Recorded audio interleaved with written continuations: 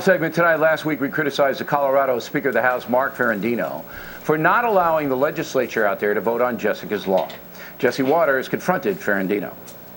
A 41-year-old soccer coach repeatedly raped a 13-year-old girl and only got 2 years in prison.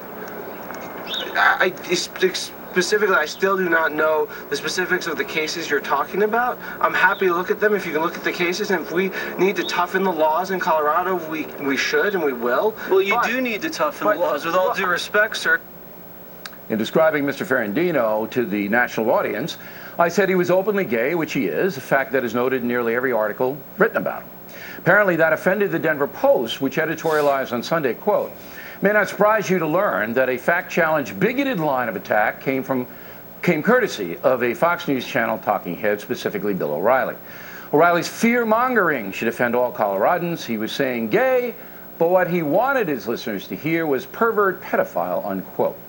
Joining us now from the Mile High City is the man who wrote that, the editor of the Denver Post editorial page, Curtis Hubbard. So, you've got a nerve calling me a homophobe, number one. You can't back it up. Your editorial is libelous speculation. Is it not?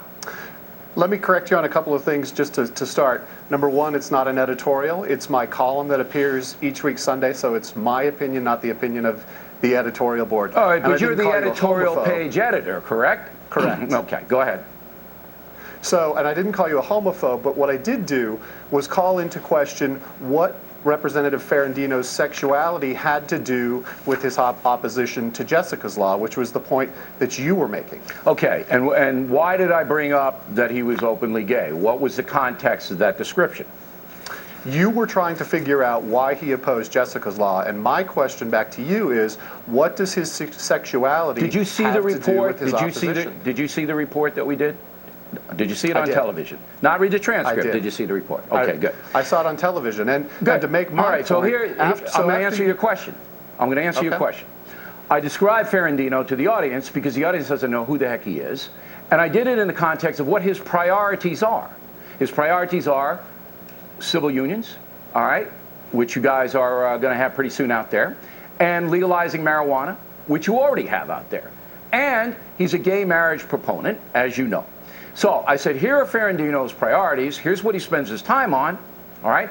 And Jessica's Law, he doesn't want. You didn't introduce them as his priorities, and you can go back and look at the tape. I did absolutely say this is what the guy is promoting. You asked your guest why he opposed Jessica's Law, right? And then you used his sexuality and his support for gay marriage as rationale for why he would oppose Jessica's Law. Oh, no, I didn't. I didn't say anything of the kind. I described who he was. I described who he was, who he says he is, all right? And that's it. I made no correlation between him being, quote unquote, openly gay and Jessica's Law. And for you to say that I equated, no, you're not telling the truth. Your guest is the one who took your words and then said he's protecting somebody. Listen, he's protecting the trial lawyers. That's who he's protecting. See, you are ridiculous. You're a ridiculous person. And a journalist? This is disgraceful. To say that I described him as a person, Bill, because no one here, other than Representative Szabo, no one in law enforcement, no one in the justice system in Colorado was supporting this bill. Yeah, and why are they not supporting it? What does Representative Ferrandino's sexuality have to do with passage of Jessica's Law? Okay, I already explained that to you. If you can't grasp it, I can't help you. You saying that I described him as openly gay, which is true, equates to me calling him a pervert pedophile, is a disgrace. It's a disgrace in any column. It's a smear. You're a smear merchant. That's what you do. You can't back it up. Now, do you support Jessica's Law? No, you can't. You can't back it up at all. If you could, you would have put it in your vile little column. All you did was make this giant leap. That's your opinion, fine. And your opinion is your opinion. But you're a smear merchant. That's a smear. That's what you do. Now, do you oppose Jessica's Law? Do you oppose it? Bill, I don't think the question here is whether or not I support it. No. That's the question because that's what we were doing in Colorado. Do you, as the editorial page editor of the Denver Post, do you support Jessica's Law or not? Listen, I don't know enough about it. You don't know enough about it.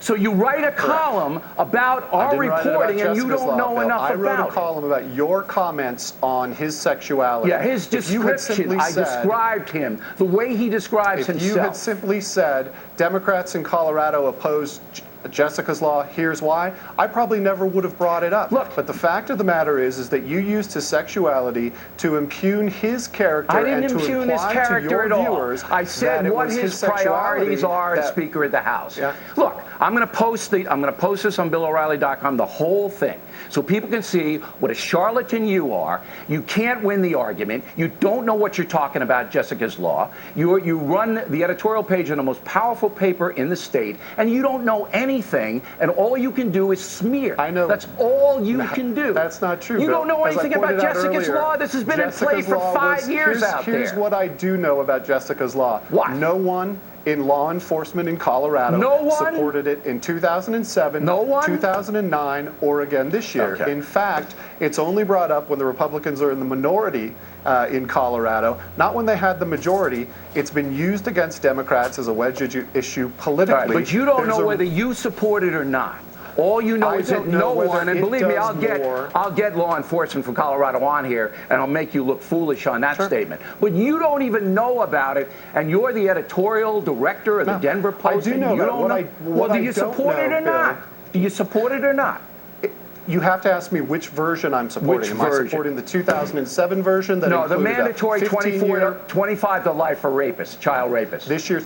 I think that we have seen in our judicial system that mandatory sentencing oftentimes has unintended consequences. All right, so you don't Colorado support has, Colorado has strong sex offender laws. Yeah. I don't see any reason to change Colorado's sex offender I got a laws. dozen child rapists doing less than 5 years in your state, Mr. Hubbard. Maybe And you they're ought to on do a little lifetime research about it. probation, which is something unique to Lifetime Colorado, which I've done probation. research on. Ooh, Lifetime probation, which means if- for rape. You know, if you had a kid and somebody raped that kid and they got lifetime probation, you'd probably be out there with a gun, Mr. Hubbard. That's in addition to their prison sentences, Bill. Yeah, and the 2 if or they 3 violate years that any they of got, the terms of that the 2 or probation, 3 years that they go to got, that's prison. good. There The are soccer 2,000 coach that people in raped the prison kid in and got- Colorado. You just see. All right, I'm just going to say it. You need to look up Delbert Wallace Stewart. You need to find out what that man did, what a Colorado judge gave him, and then you need to come back on the show and tell me you don't need Jessica's Law. All right, Mr. Hubbard, I can fair tell you enough? I know about that case. Sure, I'm happy to come back and discuss it with you anytime, All right, Bill. very